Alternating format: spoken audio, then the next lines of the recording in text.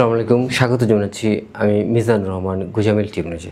দর্শক, নিউ ইয়র্কের John F Kennedy আন্তর্জাতিক বিমানবন্দরে জাতীয় নাগরিক পার্টি এনসিবি সদস্য সচিব আক্তার হোসেনকে লক্ষ্য করে ডিম নিক্ষেপ করেছে বাংলাদেশ কার্যক্রম নিষিদ্ধ সংগঠন আওয়ামী লীগের যুক্তরাষ্ট্রের শাখার নেতাকর্মীরা। এই ঘটনায় একজনকে আটক করা হয়েছে।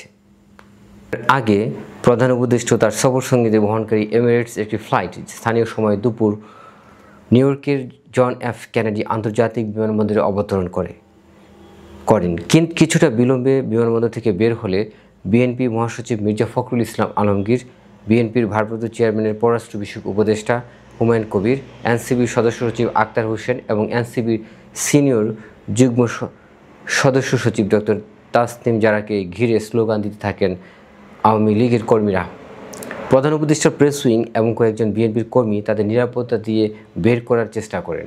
এ সময় আক্তার হোসেনকে লক্ষ্য করে ডিম ছুড়েন আওয়ামী লীগ ও যুবলীগ কয়েকজন কর্মী। তাসনিম জারাকে অশালীন ভাষায় গালিগালাজ করেন তারা।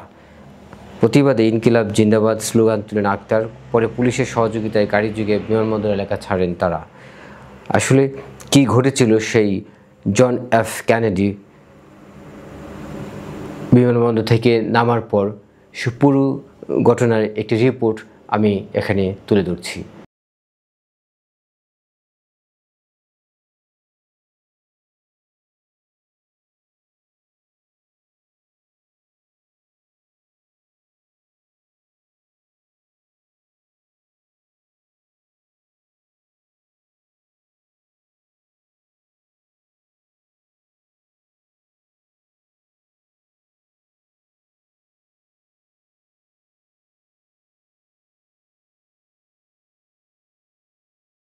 ঘটনার মধ্য দিয়ে আবারও প্রমাণিত হয়েছে যে আওয়ামী লীগ একটি সন্ত্রাসী সংগঠন।